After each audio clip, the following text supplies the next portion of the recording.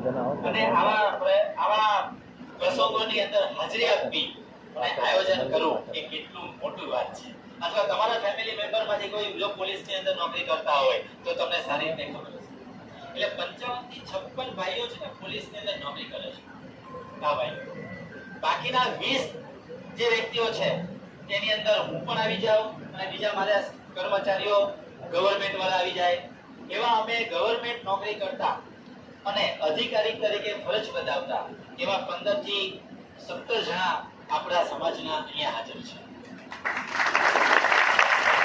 આ ઉપરાંત બિઝનેસમેનની વાત કરીએ તો પ્રધાનજી ઠાકોર અહીંયા સુરતની અંદર અમારા વડીલ છે, એમને યાદ કરવા જરૂરી છે,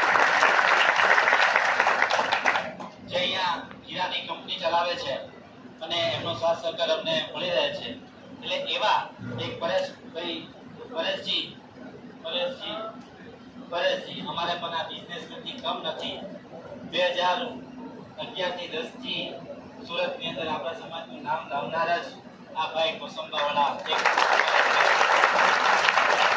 અમિતજી જે હાજર નથી, એમના એ બે ભાઈઓના લીધે અને શૈલેષભાઈ પોલીસ વડનગરથી અહીંયા બદલી કરીને જતા રહ્યા છે, એમને પણ આપણે યાદ કરવા પડે.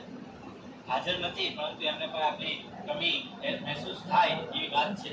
કારણ કે આ 3 ભાઈઓ ના હોત તો અમને બધાને ભેગા ના કરે. આ 3 ભાઈઓએ મુહિમ ઉપાડી હતી કે આપણે અહીંયા છે ને આપણો સમાજ ભેગો કરવો છે અને એમાંના 3 ભાઈઓ છે અને 3 ભાઈઓને લીધે આજે